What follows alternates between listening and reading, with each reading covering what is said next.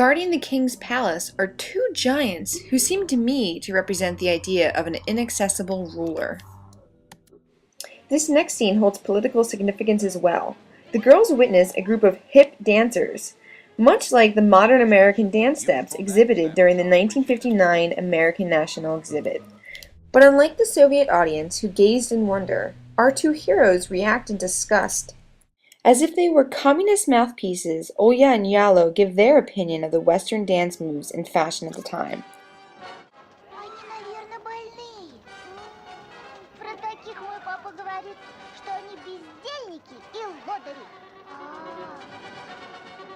Trailing behind these jolly dancers are the transporters of the king's food. Pay close attention to the lyrics of their song because they speak of the excesses of capitalist consumption.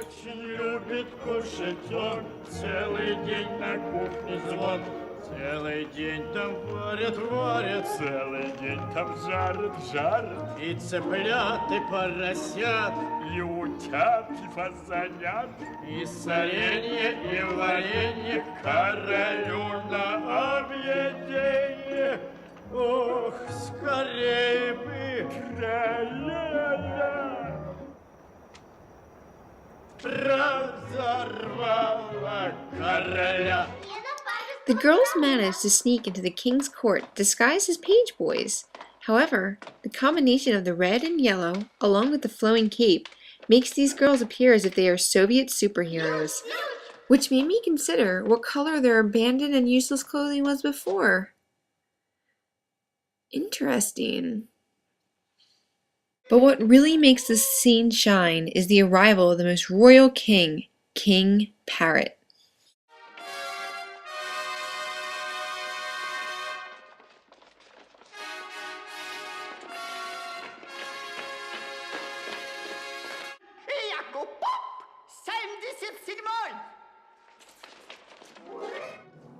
At this point, I find it necessary to pause and consider why these characters are given the names of animals, such as the mimicking parrot and the ruthless vulture.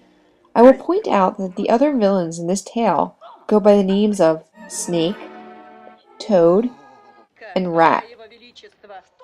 Richard Pipes, author of the book Russia Under the Bolshevik Regime, asserts that a major purpose of communist propaganda was to arouse violent political emotions against the regime's enemies. And what better way to achieve this than dehumanizing your bad guys by reducing them to a zoological state?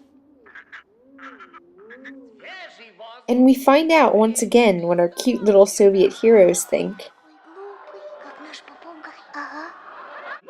And King Parrot is indeed stupid, as are all of his royal subjects. This stupidity is shown in King Parrot's asking of a very simple math problem. What is 100 times 100? And no one knows the answer. And see how empty-headed and feeble these royal people are in this next clip. Ну, я стесняюсь. Какая прелесть! Отвернитесь. Отвернитесь. Отвернитесь. Ну. Мне в детстве очень трудно давалась арифметика. О, верю, верю, верю. Я научился считать только до... That last scene is most likely a jab at Western progress in the realms of math and science, which the Soviets claimed their superiority in. By now, it should be no surprise as to who can solve this riddle. Сколько вам угодно, Ваше Величество? 10 000. Кто это сказал? Кто это сказал? The king cannot believe such a small child could do such large math in their head. And I imagine there were a great many young viewers who also knew the answer, which most likely gave them satisfaction that they too are smarter than a king. In amazement of these two so-called pages, the king dismisses his royal court, but not until they show this rather familiar political salute.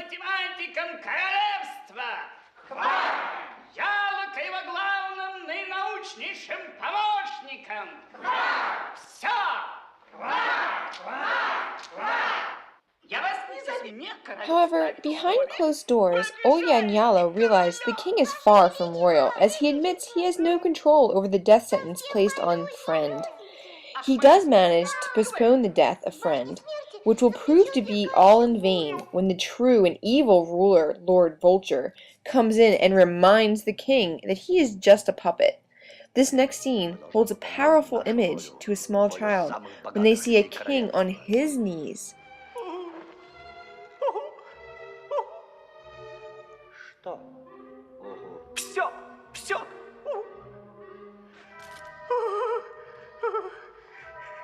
Я на все.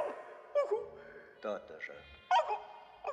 During all this, Oya and Yalo have managed to steal the key to the Death Tower and are on their way to save Friend.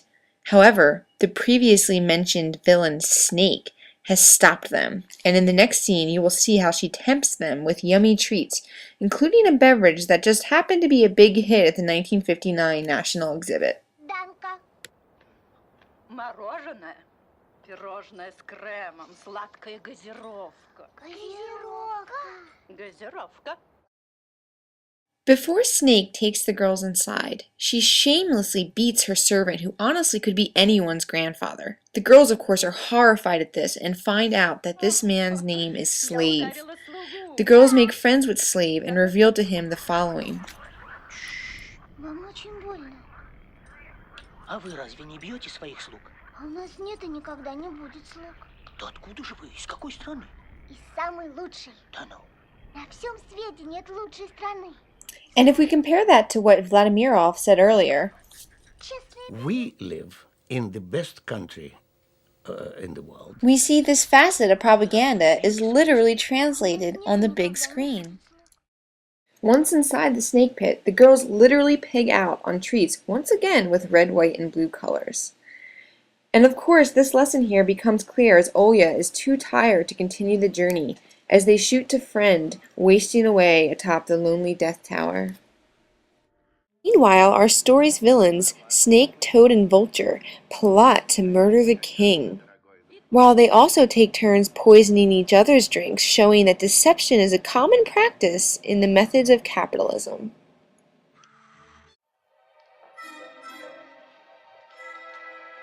Notice the frog painting? How could you miss it? This fascist amphibian is a representation of a commonly used propaganda tactic where Western rulers are shown as mirror image fascists. Despite their trials and tribulations, our Soviet heroes cross the victorious threshold. Like epic heroes, they arrive at their destination in a red chariot driven by white horses. This, of course, contrasts greatly to the legion of dark horses Vulture leads, or the rather insulting jackasses that Snake and Toad get stuck with. The girls finally reach Friend, and the film ends with them singing what I believe is an archetype for a young pioneer song.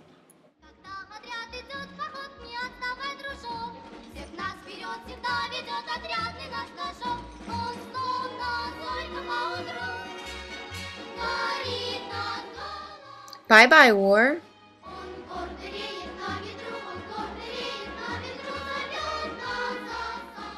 Bye-bye, greed and temptation. Bye-bye, capitalism. And see what happens when we compare this to actual young pioneer lyrics. Песня о счастье поешь. Если по трудной дороге идешь, знай, ты идешь не один, а с слезами In conclusion, young Soviet viewers purchased more than just entertainment. They bought ideology. And for me, this film is only the beginning. I truly hoped you enjoyed this journey, and may your reflections be true and all your mirrors straight.